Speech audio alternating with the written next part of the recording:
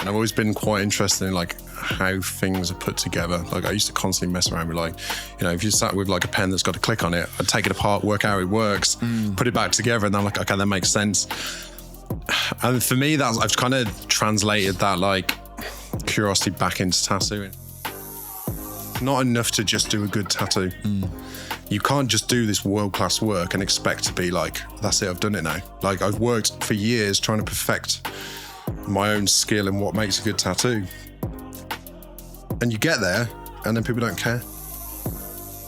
Tattooing's always going to be there.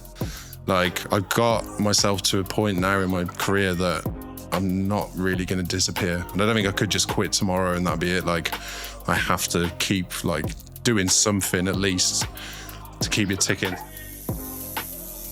Hello and welcome back to the podcast. I'm Alex Lloyd and this is a 21st Century Tattoo. Sweet, bro. So first of all, thank you for agreeing to be on the podcast. No, thank you for having me. It's good to be down here, man.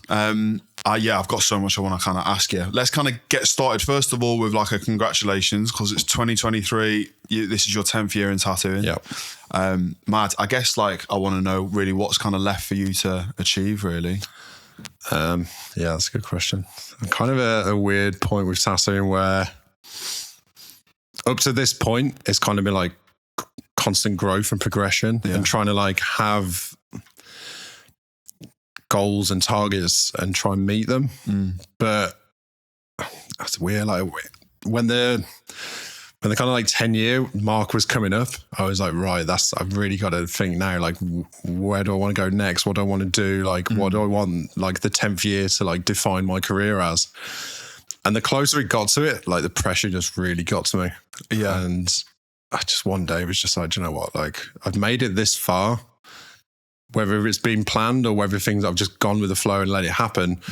I'm still here and I've still got so much more to offer the industry. So I'm just like, do you know what? I'm just going to take it as it comes. Like there's things I want to travel more this year. I want to do more conventions. I want to like network within the industry a bit more. Okay. But at the same time, like I'm happy tattooing. Like if I can just, tattooing is the main focus for me. Everything else is just a bonus. So as long as I'm busy, maintaining a good like clientele, doing good work, like that's all I can really ask for at this point. 100%. Yeah, man. I mean, it's almost like it's good to put the pressure on yourself, you know, and you're like, oh, I've come to 10 years. I want to kind of reassess.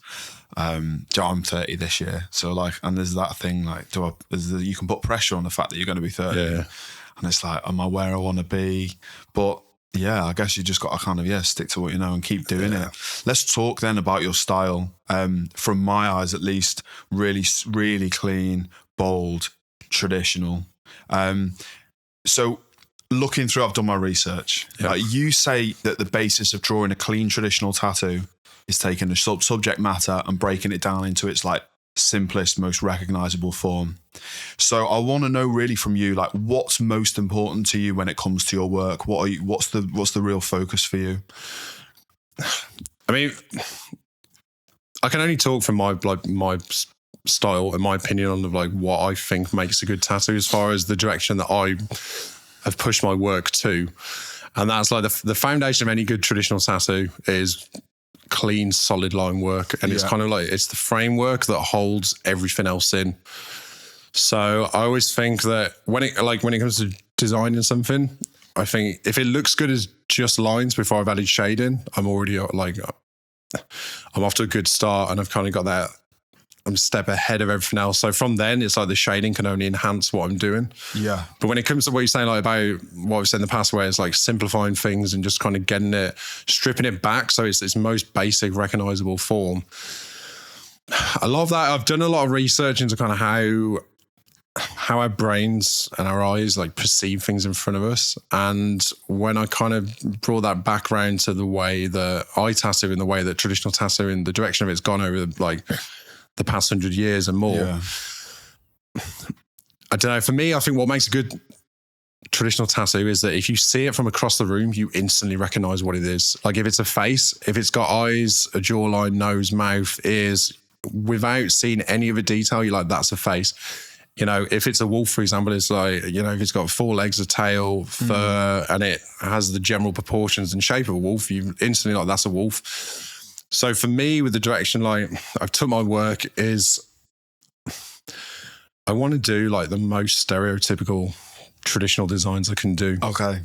Because I want it to hold up over time. You know, I want to see these same tattoos in 10, 20, 30 years time.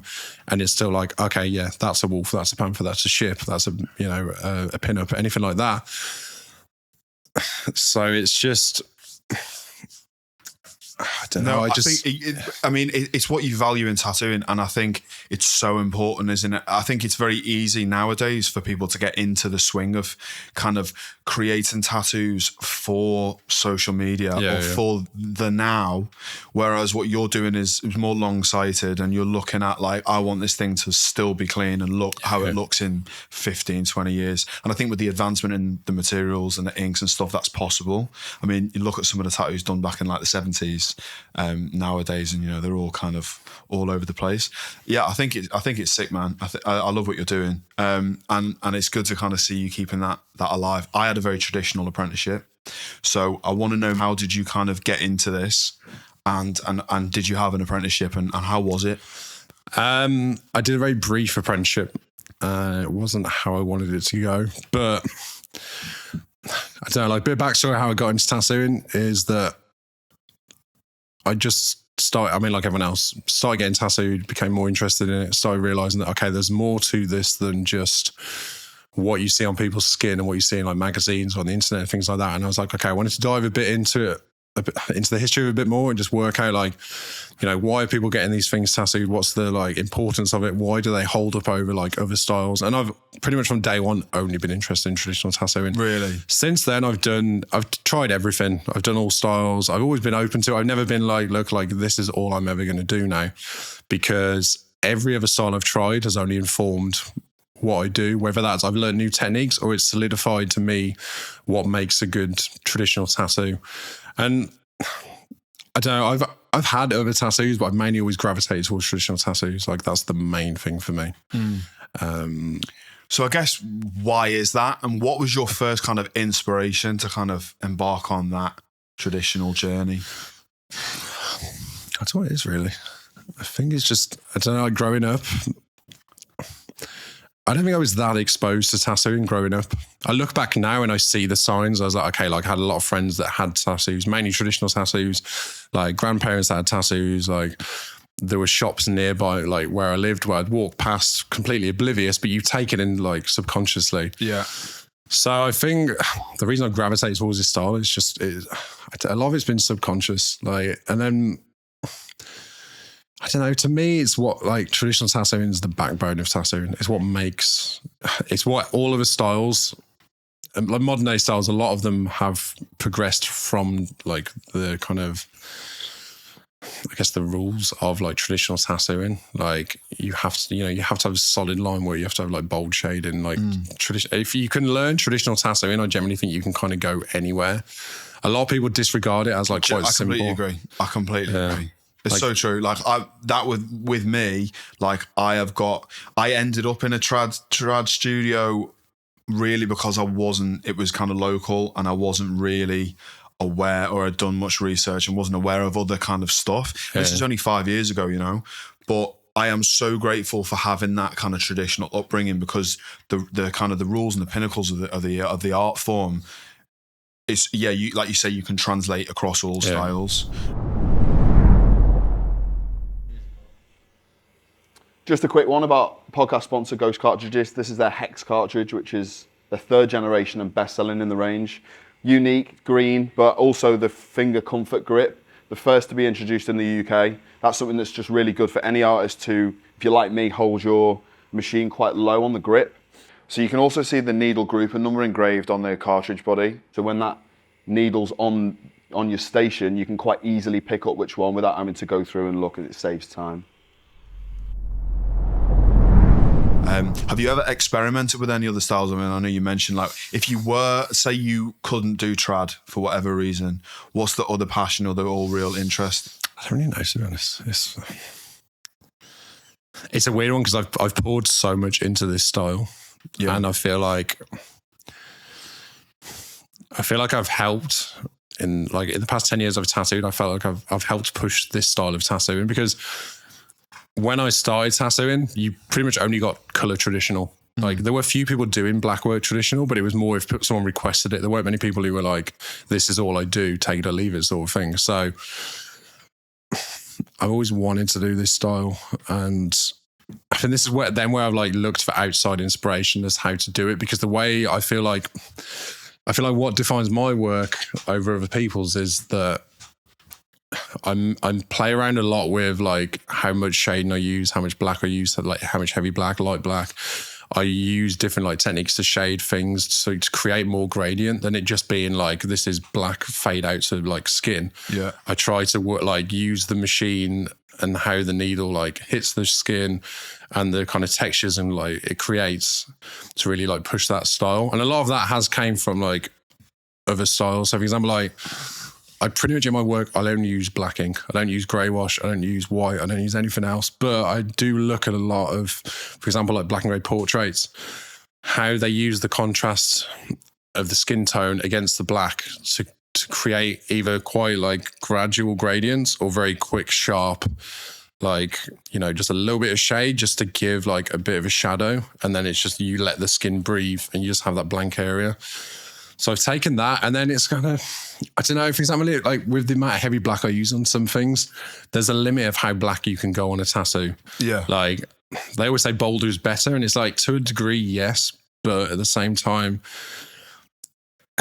it's kind of what you're saying that some people do design and make tattoos with the intention of like how it's going to look on social media.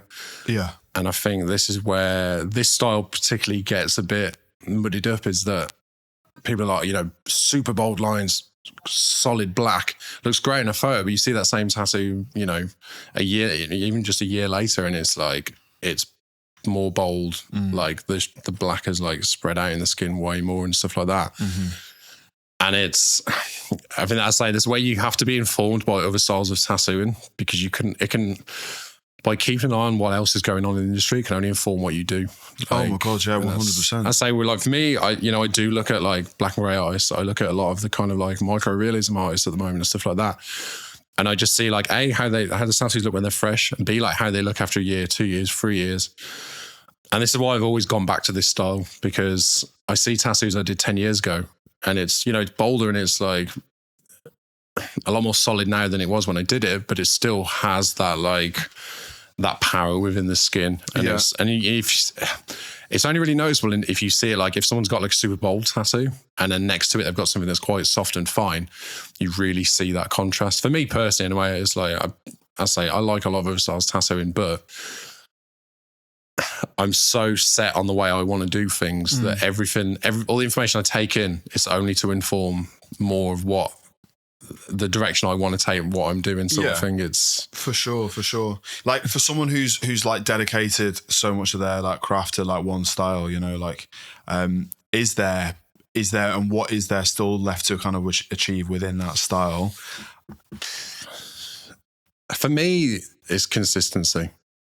Yeah, because I feel like at this point, I've got my work to a point where like, if I'm having a good day or a bad day, I can produce passable work. That's not saying I'm being lazy with it. Like I'm always striving for the best I can, but I say like, it's unrealistic to think that every single day you're going to do the best tattoo you've ever done. So I found a way with my work to get it to that, you know, whether I'm having a good day, bad day, whether just the client's skin's not taking the ink that well, or, you know, something about my setup of the machine and needle and something like that, it's just not working out. I can always produce like a consistent finish. And especially if like you're working on part of a sleeve or like a bodysuit or something like that, you want to have it look like, you know, if there's a tattoo you did last week or a tattoo you did 3 years ago, you still want the new stuff you're doing to look, to kind of match it with it, but also see the progression in it. And that's for me now, what I'm trying to do is just refine a little bit more each time what I do, whether that's to mess around sometimes with, you know, right, do I drop the line size and just go slightly thinner? And it's like, how thin then can you go where it's still bold and you're still like maintaining that consistency against the older work or the work you're going to do in the future? And it's something that I was having a chat with a guest on the previous episode, and it's like, you know, you look back at stuff that you were doing 6 months ago and you can see the progression, but then like there's a difficulty when you've got kind of clients coming back and you want to kind of really have a consistency throughout the whole canvas as well. And it's like, there's always a bit of a toss up. So you're constantly trying to improve, but so yeah, man. But, being able to capture that kind of like the most important elements of the piece, while still keeping it simple, I think is impressive, because my brain just doesn't work. Yeah, like that, it didn't come overnight. It was like, I don't know. Have you always like drawn? Really, is that something that's kind of always been there? Growing up, I've always done art, some form of art, like always drawn or just created something. And I've always been quite interested in like how things are put together. Like I used to constantly mess around with like, if you sat with like a pen that's got a click on it, I'd take it apart, work out how it works, put it back together. And I'm like, okay, that makes sense.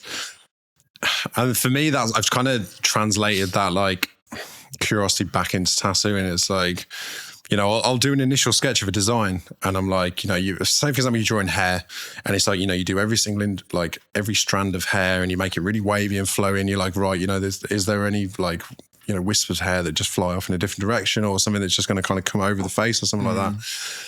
And I'll do all this sketch and I'm like looking at it and I'm like, it's a cool drawing, but it's not a tattoo. And then it's like, right, then you go back and do another sketch and it's like, right, what can I strip out of that? And it's like, okay, I did eyelashes. Does it need eyelashes? How big is the tattoo going to be? Is it a hand-sized piece? I can get away with it. Is it just like a palm-sized piece? Let's strip it back.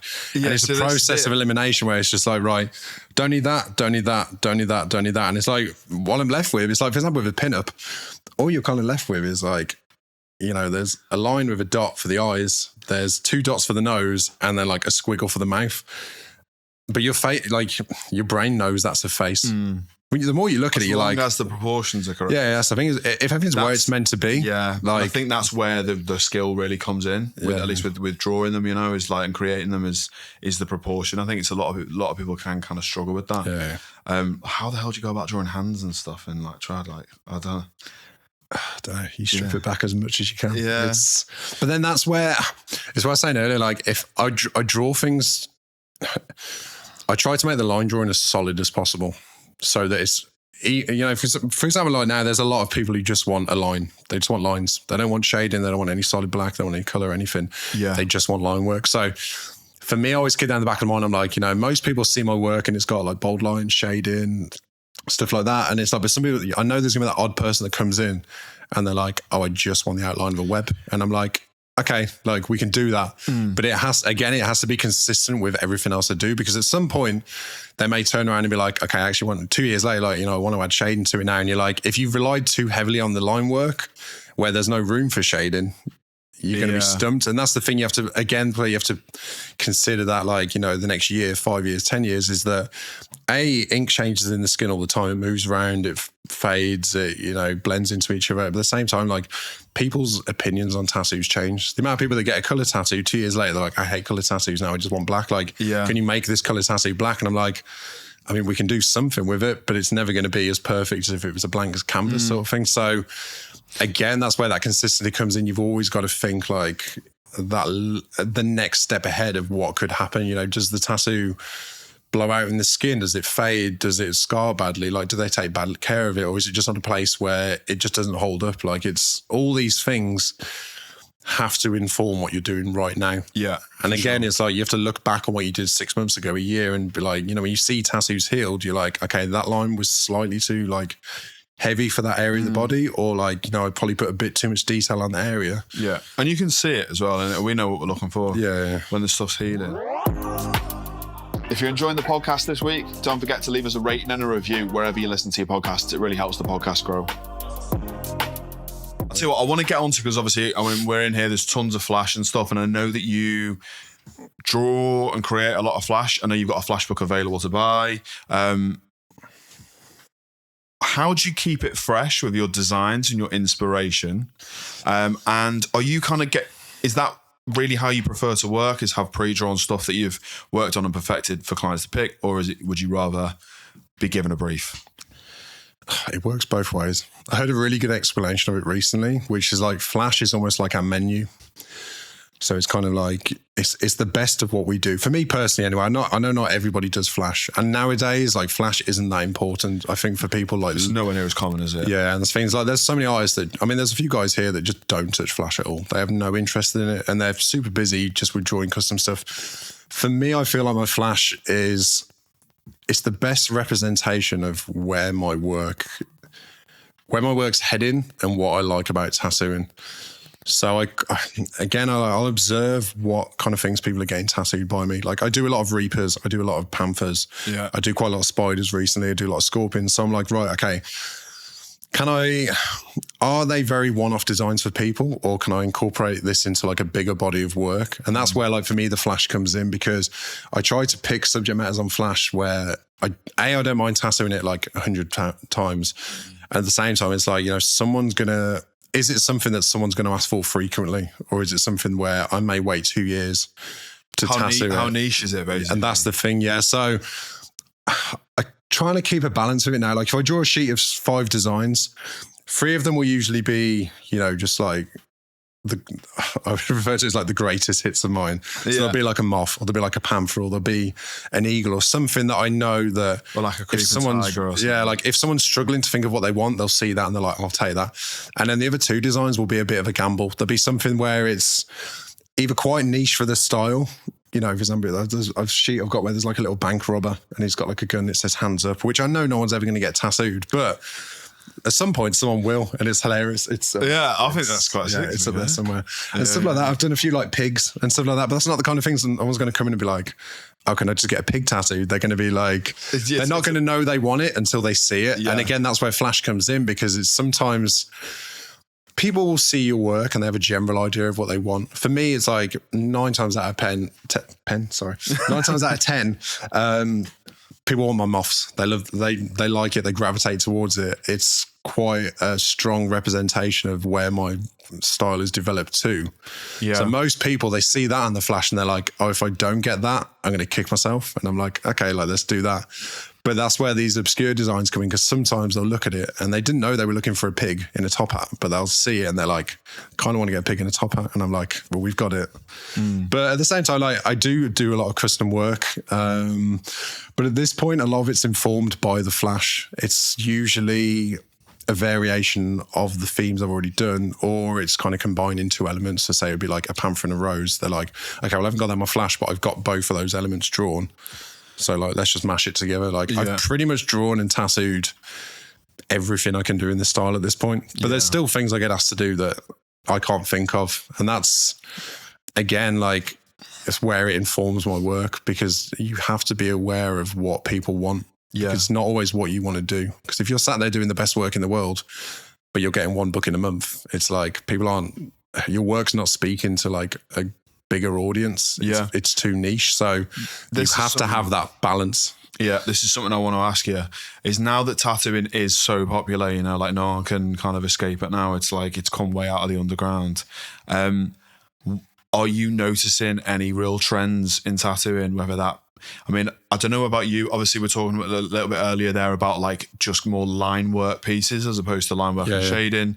Probably leaning more towards black and grey rather than colour. Is that like a fad, or is colour like what do you think? At least in this kind of in this aspect of the industry. It's weird because when I started tattooing, like when I started 10 years ago, it was just before this boom. Like I kind of got into it like for example, Instagram, like my career has been built around Instagram. I've always used it as a tool. I've always like pushed it as hard as I can. Instagram as a platform has only been around for 12 years. Like I've been on it for 11 now. So tattooing, like, you got on it quite early then. Yeah, like, and that's the thing is I owe a lot of my success to timing. Like when I got into the industry, when I got on Instagram, it was right when it was taking off and people didn't know what it could be. So I had a lot of people say to me like, oh, you know, why are you wasting your time on that app? And I was just like, because it's free. It's a tool. Like it can only get me more work because people are seeing what I do outside of the town we work in. So you had the right mentality from the beginning. Yeah. And I say, like, I had a lot of people say like, you know, what are you doing? Like, this is stupid. Like it's because I don't know. It's like magazines. At one point, everyone thought, you know, magazines are never going to go away. That was how tattooists got work, how like they promoted their work, how they found new customers and stuff. And in the past 5 years, when was the last time you bought a tattoo magazine? Unless your work's been featured in it, you're not going to go into a newsagent and be like, oh, have you got the latest, Skin Deep or whatever? I can't remember the last time I saw a tattoo magazine in the shop. But at the time, everyone was like, this is gold. And then you go on to stuff like MySpace. A lot of people haven't even heard of MySpace anymore. It's worrying, isn't it? Yeah. And then it's like Facebook. Even now, Facebook at this point, it's just to keep up with your family members. You can't really grow an industry or business on it. And then at the opposite end of that, you've got stuff like TikTok, which has just elevated everything. But it's kind of goes back to slightly more younger generation. Yeah, but again, it's kind of where it comes back around, where it's kind of like everything at this point is elevated. Like things that used to take 10 years to achieve, you can do in 10 months. Yeah. Things that took 5 years, you can do in 5 weeks if you're smart about it. And social media is weird. Go back to your original question about trends in tattooing. There's more trends now than ever, but they're quick turnaround. You get an artist that blows up overnight. Yeah. Everyone's talking about it for a week because they've done this outrageous tattoo, or they've done a tattoo that's been shared on Unilad or something like that. And it's like, oh, I can't believe someone got this tattoo. For example, anything like pornographic or something that's just political, or something that's just you see it, reflective of modern times and pop culture. And they blow up, and people confuse that now with success. It's kind of like when bands, they used to have one-hit wonders and stuff like that, and it's they blow up there everywhere, and they disappear. And you're you think back to all these one-hit wonders from the early 2000s and stuff. I can't even tell you what the song was or who did it, and anything else they've done since. And social media it's elevating that idea, but people chase it and they love it, and that's the problem with it, is that the turnaround of trends now, it's day to day. It's not like it used to be where, for example, about 4 years ago now, everybody was getting the silhouette of a rose in black on the forearm. Everyone got it, and then suddenly people stopped getting it, and it was a weird 6 months where that was every tattooist did at least one of those, and now it's I did one. I think I did 2. Yeah, and they were within the same week, and then suddenly nothing, never again. But now and that was over 6 months, and that seems weird looking back now. We're oh, that was 5 minutes, but now it is literally 5 minutes. There's a certain style of tattooing that'll blow up, and everyone's getting it. It's for example, the watercolor tattoos. It's 3 years ago, everyone was doing it, everyone wanted to get it and stuff, and now it's you just don't see it. You don't really see color tattoos as much anymore because of social media. But there's science behind this. There's a reason why we have this fast turnaround with social media now. And you have to think of it as that when you're looking through your phone, you're scrolling. You're looking at A, attention span. B, you're looking at a 2-inch screen. You're looking at a 2-inch box on the screen, and within a split second, whether you like it or not. If you like it, you double tap, you get on with it. Yeah. It's kind of that how that affects our brains, influence the industry, because smaller and smaller and smaller tattoos are becoming more accessible now because people are only seeing tattoos on their phone. That's small. So a little tiny letter on someone's finger, they scroll through and they see it on their feed. They're like, oh, that's really cool. That's so simple. That's so unique. And to a lot of us doing that, we're just kind of that might have just been a 5-minute tattoo that we were just we'll just throw up online just so people would know we do finger tattoos. But for someone who doesn't know about tattoos, they see that and they're like, oh, I've never even thought to get that. But that's, for them, that will maybe that's the extent of where they're, of how much they're ever going to see tattooing. Yeah. So this, it has more impact. Yeah, really good point. I think as tattooing's become more popular, I think in the past, tattooing and people that got tattoos were creatives that were interested in the industry and interested in the art form and wanted to get tattooed, and were involved in that life. Whereas now it's open to everyone, it almost feels. So you've got non-creatives come into tattoo studios, and then that's where there's kind of there's that creativity for the masses, kind of what's that kind of general population and kind of, it's very difficult to fall into that trap of drawing for that and creating for that. Yeah. How do you stay relevant but stand the test of time? It's weird because some of it has to be a conscious decision where you're right, Like, this is the current trend in social media. How can I play off that to gain more exposure? At the same time, it's like your integrity has to hold up where you're like, right, like, yeah, we could all just do these little tiny tattoos that look cool on a photo, but they look cool for 5 minutes. But trying to keep that fresh and trying to use that as a positive and not take away from what you're doing. For me, I just find it's just balance with it. You know, at the end of the day, like, if you're only ever going to tattoo what people ask you to do, whether you want to, you know, for me, for example, I'd love to do more back pieces. If I could just do like every day work on one back piece, that'd be the dream for me. Really? Like big scale I'd love to do that. It'd be great. Like, if I could just tattoo like one person all day and just like chip away at their back and have like, you know, 20 back pieces on the go and people are booking in every single month, would be the dream. Like, that's great because you're not having to do any homework. You're not sitting up drawing all night. You're not having to like spend hours talking about a tiny little tattoo, because it's like, you know, you're spending hours talking about a huge piece of work that, you know, you're going to make consistent money off, because you can't do it in one day. Like, they're going to come back for, you know, 2, 3, 4, 10 sessions to get it done. So from like a business point of view, it makes way more sense doing stuff like that. But it's not disregarding small tattoos, because at the same time, you can make just as much or if not more money doing like small tattoos. But you have to then constantly have that like interest in your work, because some people, I mean, there's a lot of people now just collectors. They'll come and get one tattoo off you, never see them again in your life. And it's like, you're then relying on, you know, if you're working 5 days a week, you're doing 3 appointments a day. It's like, you've got to try and fill those appointments every single week. And it's like a lot of pressure on people anyway. But then if people are just getting these little one-hit bangers or little tiny tattoos that take 10 minutes, it is hard to maintain that like interest in your work. So it's easy to get caught, like we were saying, get caught back into well, then if you know that that's what's happening, you're drawing for the collectors, and I don't know. It's a real difficult one, isn't it? Yeah, going back to what you said about Flash, though, for me, that's where the Flash is perfect. Because if someone's coming as a collector and they're like, look, like I'm traveling here from, you know, I'm over here from like Europe. I just want to get a piece for you. I'm getting a piece by someone else next week.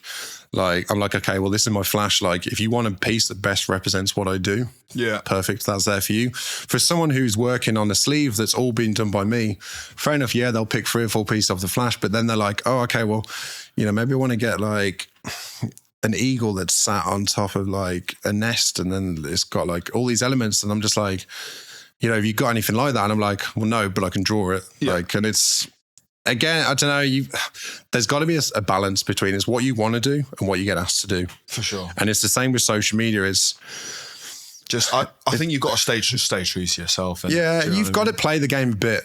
Like, I used to do a lot of tattoos that I know would gain exposure. Like, I did a tattoo on one of the guys that works in the shop here, and we literally just tattooed the word cover up over a tattoo he had. And posted it. See that, you've probably seen it. It went like very viral at one point. This is like a few years back. And we purely did it just as like an experiment to just see like if something so stupid could have like success on social media, and it did. And I've seen so many people now do similar things. Yeah. I saw someone look at some of the shit on TikTok. Yeah. Like, but that's again where social media informs it, is people want to get a tattoo that has that like 5 minutes of like attention. And at this point, it's kind of it's not enough to just do a good tattoo. You can't just do this world-class work and expect to be like, that's it, I've done it now. Like, I've worked for years trying to perfect my own skill in what makes a good tattoo. And you get there and then people don't care. Yeah. They just look at it and they're like, sorry. I think probably 90% of the population can't really see what we see. They can't comprehend it. They don't know. They take it for granted because they see all this like solid, clean line work. And they're like, oh, well, can't everyone do that? And I'm like, no, like not as many tattooists as you think can pull a straight line. Mm-hmm. Kind of coming off the back of social media, doing a bit of stalking and done a bit of my research. Obviously, like, your work page is your work page. You know, they don't see kind of a lot of you on social media. Yeah. How important is it really to kind of keep the two separate, or are you kind of like... So the reason I consciously maintain a level of almost like mystery around me outside of my work. Because like when I started tattooing, I mean, for example, Instagram, no one knew what it was at first. People just posted whatever they wanted on it. You know, you post a photo of a tattoo, but then you'd also post a photo of like something you'd eaten or like somewhere you've been out for the day or whatever. I mean, same as how people use it now. But people now know what their audience wants to see. Yeah. With tattooing, if you go back on any tattooer's work who's been on Instagram for like 10 years or over, there'll be like a tattoo and then there's 5 other posts of just random things, like a photo of their dog or something like that. Yeah. Because no one knew that it was this tool that it is now, because they weren't influencers, there weren't like celebrities gravitating towards it and stuff like that. Yeah, it wasn't business led. That's the thing. It was just social media. It was just, you know, you had like 10 of your mates follow you and then probably 30 clients. And they would, I mean, clients were just happy if they saw their tattoo. They weren't following you for that reason. Whereas now it's a tool, like it's business and money is everything on social media now. And people make like careers just by being on social media. So I don't know, when I started becoming aware of all this, I was just sort of like, right, you know, like I can take this to the next level and really like hone in on my like target audience. And for me, I always wanted it to be tattoos. Like I use social media for myself just for tattoos. I do follow like friends and stuff like that, but I pretty much just follow tattooers now. And I always wanted my social media to like reflect my interest in tattooing. Like it is just tattoos. Like it's always, I mean, at this point, it's pretty much just my portfolio. Like if you look at my Instagram, it's tattoo, flash sheet. There's an odd bit of information about like guest spots or like appointments I've got available, how to book in, something like that. But it's pretty much like, it's the tattoos I do day in, day out. Yeah, man. But then I then use like stories to kind of post a little bit of personal stuff. Like I'll post a bit about my kids. I'll post a bit about if I'm on holiday. But it's always to kind of, for me, it's to give context to everything else and what stage you're at. Yeah, because for example, it's like if someone's emailed me and I've not replied for 2 weeks and I've posted nothing at all, but I've been away on holiday, they're going to be like, oh, he's just ignoring me. He doesn't want to tattoo me. So I always post like something just as a bit of context. Like, you know, I'm on a day out somewhere, or I've gone away with the kids, or I've been off sick for a few days. Like, just give me a few days to get back on top of things. Like, I try to only use social media like with personal stuff just for that. It's to give context that I'm a real person. I have interests outside of tattooing. I've got kids. I've got a family. I've got people that rely on me. Like, yeah, tattooing is important to me, but it's not the only thing that matters to me anymore. So like, what for you, what is life outside of tattooing, and where is that balance? It is just kids. The kids. I've got 2 kids. I've got a son and a daughter. My daughter's nearly 4. My son's 18 months old now. How old are you? I'm 32. Yeah. So I don't know, like I now only work 3 days a week. I do 3 appointments a day. So I'm doing like 9 tattoo. Well, yeah, like 9 appointments a week generally. And I feel like I've got a healthy balance because I'm not at work enough that I miss out on seeing the kids. Like I don't miss seeing them grow. I don't miss out on like things that are happening in their life that I want to be there for, like them taking their first steps or saying their first words and stuff like that. Like I see all that because I'm only here 3 days a week. But at the same time, I work, like when I'm at the shop, I'm from like the second I'm there to the second I'm leave, I'm doing something. I'm tattooing, I'm drawing, I'm, you know, just doing something because I want to make the best of make the most of each time I have. Like when I'm at home, I want to be the best parent I can be. When I'm at work, I want to be the best tattooist I can be. And it's taken me a long time to get to this point. If I didn't have kids, it would be very different. I used to work 5 days a week and work till like 9 o'clock at night every day and just be like, this is life. I love it. Yeah. But now I've got people that rely on me. And at first it was hard when my daughter was born, like trying to be like, okay, like tattooing's given me everything I have. But now the thing that I've created like for myself through the success I've had in my career needs me more than tattooing needs me. So I was like, right, I need to be like the best parent I can be. And then when my son was born, it was like really solidified it. I was like, right, I'm going to take a few years, just cut back as much as I can because tattooing is always going to be there. Like I've got myself to a point now in my career that I'm not really going to disappear. And I don't think I could just quit tomorrow and that'd be it. Like I have to keep like doing something at least to keep it ticking. So yeah, I've got like, that's for me, like the balance I've got now. Like I love tattooing more than most things in life, but at the same time, like I'm learning to not let it consume.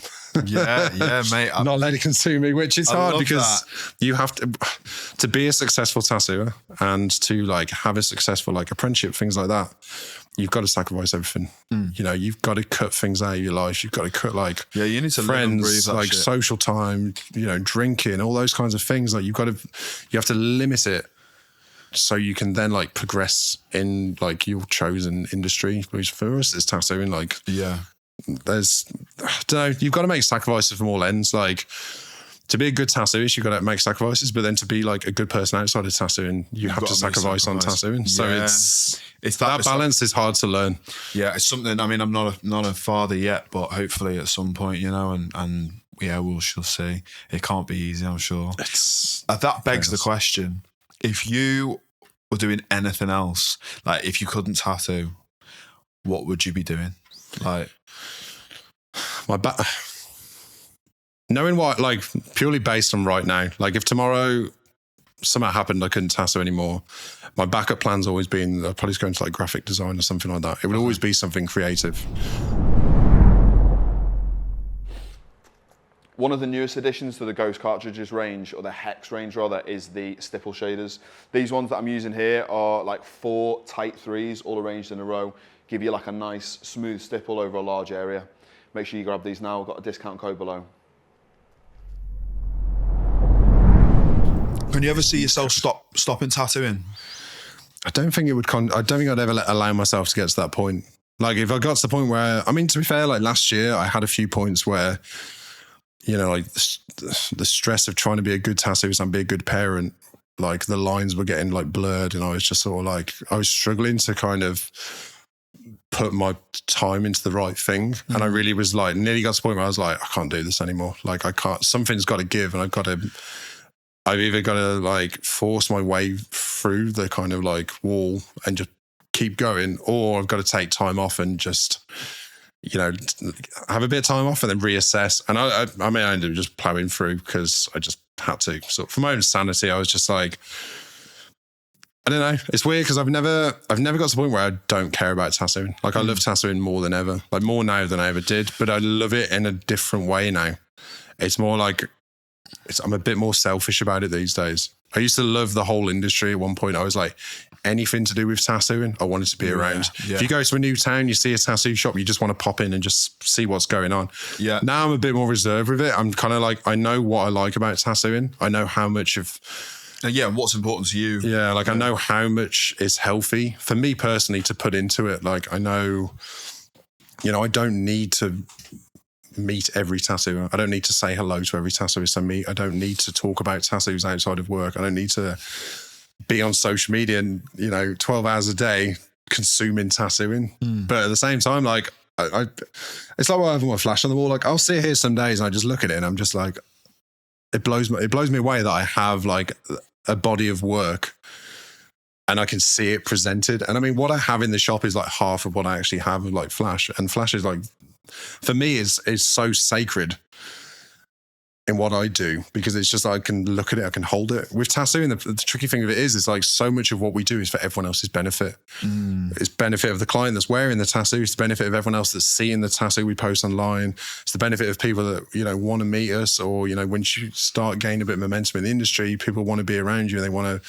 talk to you and stuff like that. And it's a lot of what we do is just for everyone else. And it's the same when we get into tattooing. Like that's why we get into tattooing, because we just want to consume it. We want to just keep being involved in it. And I don't know, I'm much more selfish with it now, where like I've done everything I can. Not everything I can, but I've done everything I wanted to do up to this point. Yeah. So now I'm like, right, like I've kind of the past few months reassessed like what I love about tattooing, rather than what I think people love, like what people think I should think I love about tattooing. Yeah, I get you. It does make sense. But it's curse of social media. You kind of just constantly fed this idea that, oh, this is what tattooists do. This is like the lifestyle they have. This is the cars they drive. This is the money they have. These are the people they associate with, all these sort of things. And it's like, it's very easy to get blinded by it and forget why you do things, like why you've loved it in the first place. And it's all smoke and mirrors, man. Instagram as well. It's like, do you know what I mean? It really is like you have impressions of people or situations, and it's just so, it couldn't be so far. Again, go back to like what you're asking about, like why I don't post much of my personal life on Instagram. It's for that reason, because I don't want someone's opinion of me to be changed. Well, I'm sorry, I don't want someone's opinion of my work to be changed because they don't like me as a person based on what they think they see online. Because everyone's just posting their highlight reel. Like, that's all people are doing on social media. Yeah. Oh, this is the car I've got, but I don't own it. I just lease it. Like, they're not saying that side of it. They're just like, oh, look at this brand new Mercedes that I got. But they're like, cool, you've got a Mercedes. Like, well, like, I'm nothing against anyone's got a Mercedes, but I'm just like, to me personally, just digging them out. It doesn't mean a thing to me. It literally, like, I don't know. It's what that's the success that people think you should have. To be successful, you've got to, like, you know, people think you, like, you know, you live in a nice house, you've got a flash car, you go on holiday all the time, you have all these, like, you're surrounded by all these people, and it's like, that's the success that people want. Like, that's what looks successful, but it's like, to people who actually are successful, they see through that. And I think that's the thing with me now, because I've got to the point where I've done more in tattooing than I ever thought I would. So now I can sit back and be like, right, I just see through all the bullshit now. I don't know, it's weird. Like, I'm not trying to, I'm not trying to impress people. Yeah, I'm trying to impress myself at this point and my clients, because that's the important thing. Like, success to me is, you know, I'm booked up for the next 3 months. That's successful to me. Like, and if I get a cancellation tomorrow, I'll fill it. Like, that's pure success. Not like the money that I make from that is obviously a nice little bonus, but I just want to do tattoos. I'll tattoo for free if it comes to it. Like, I just want to do a tattoo. Like, yeah, mate. Yeah, and that's it. It's living the dream. It's like, the comfortability and it's living the dream. Yeah, 100%. I couldn't agree with you more. It's actually a really good point for me to ask you the question that was left for you by the previous guest. Okay.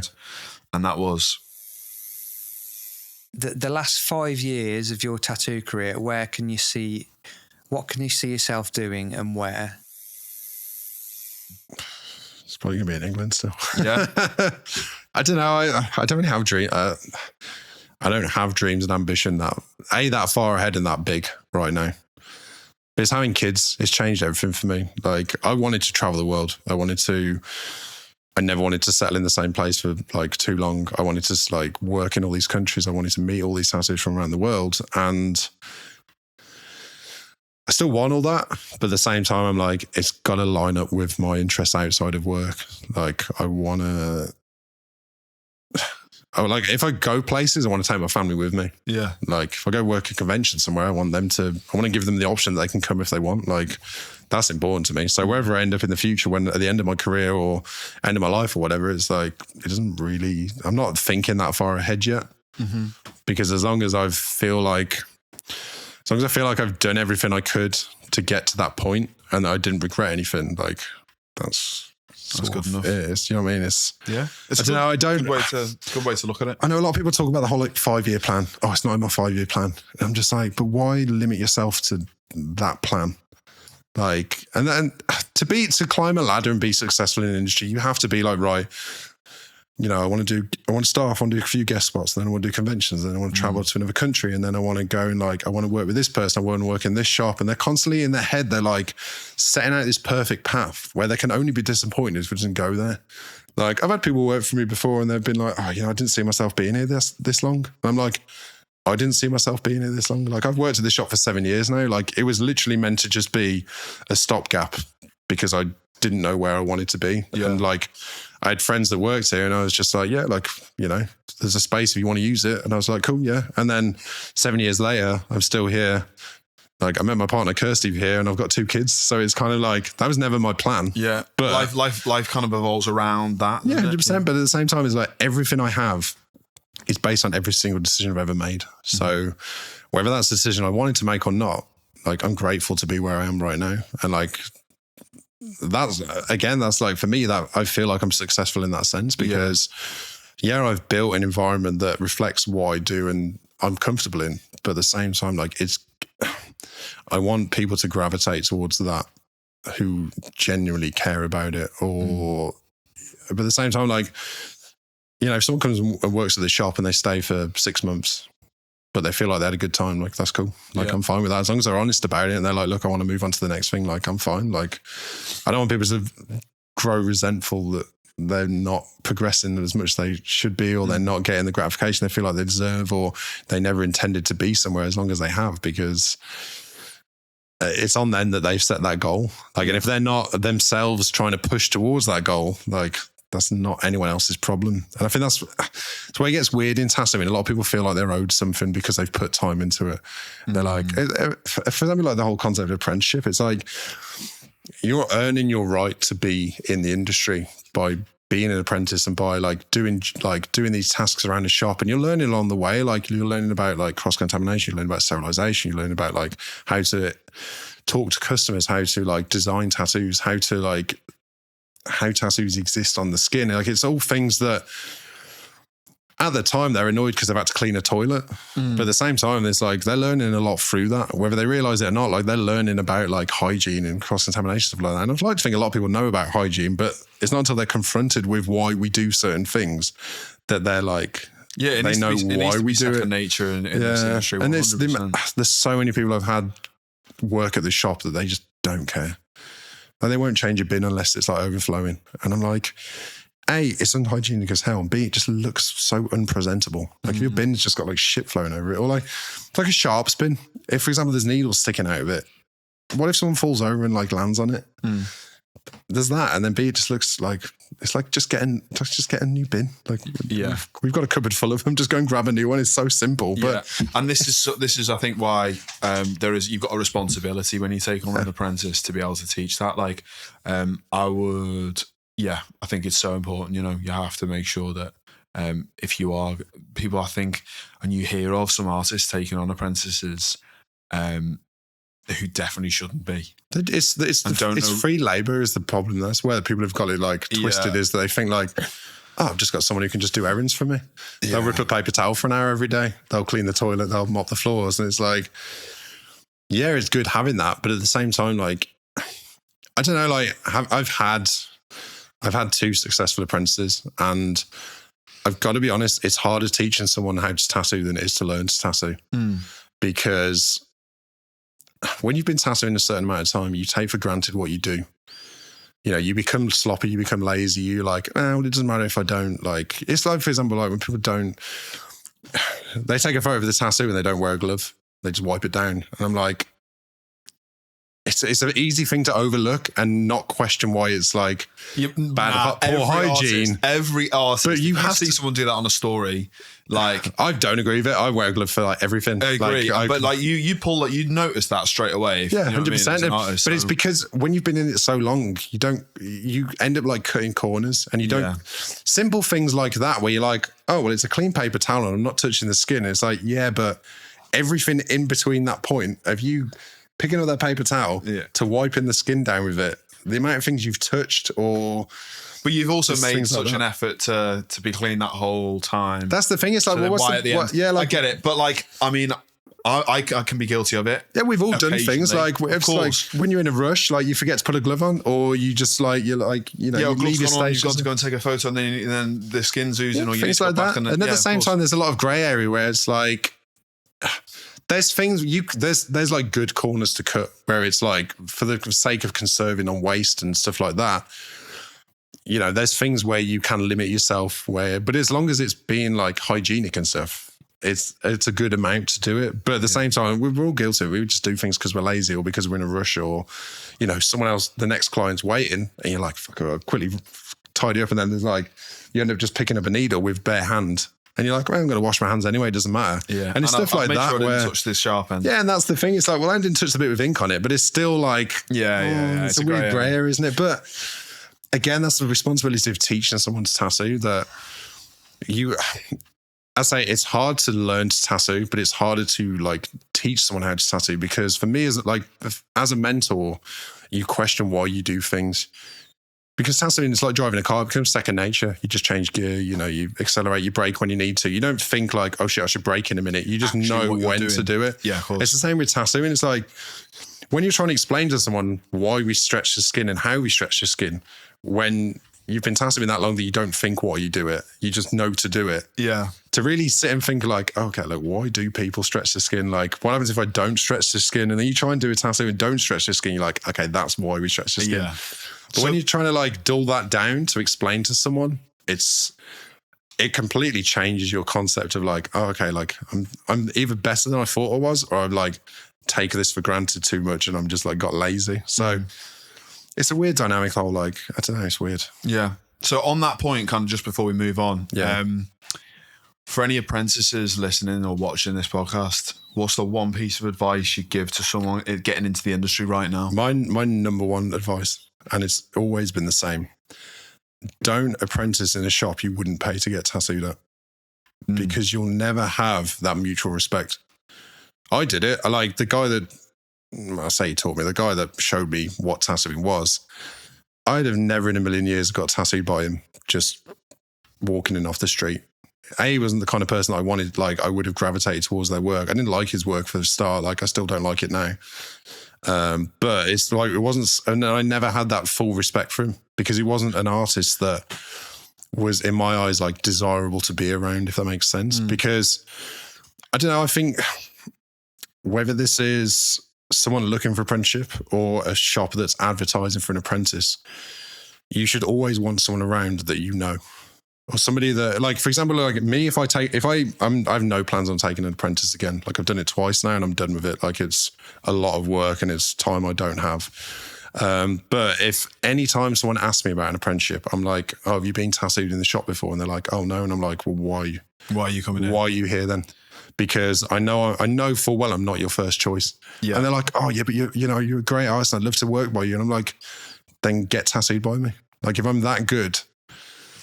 And if you see me, if you regard me as that high, like if you have such high regard for me, why aren't you getting tattooed? And it's business at the end of the day. I get people messaging all the time and it's like, you can tell it's a block message. Or I've had some people literally send me an email with the wrong name. And I'm like, oh, they're like a copy and paste. Like, yeah, it's a copy they've and sent it paste. to Like, every shop. Jack. And I'm like, who the fuck's Jack? Do you know what I mean? Or like, they've never come to me for a tattoo or nothing. So yeah, if you're listening, definitely do that. I was guilty of it myself when I was looking for an apprenticeship. There was shops I know I wanted to work at, but I just wasn't even on their radar because, as I know now, like I wasn't getting tattooed by them. The shops I asked like for apprenticeships, they were like, "Who are you?" And I did that same thing. I was like, "Oh, I'd love to get tattooed here. Like, this is the only shop I'd ever want to work at." But I wasn't putting in that I didn't put in that groundwork, and I didn't like establish that connection beforehand. And I know now, like 10 years later, I look back and I'm like, okay, I was naive to think that. So that's why it's like good advice for me to say it now. It's like, yeah, too right. And that's like if there's a shop you dream of working in, keep dreaming of working there because like you can make that's the benchmark. Like where you want to be. That's you're only ever going to be like disappointed if you don't achieve that. You may find something great along the way.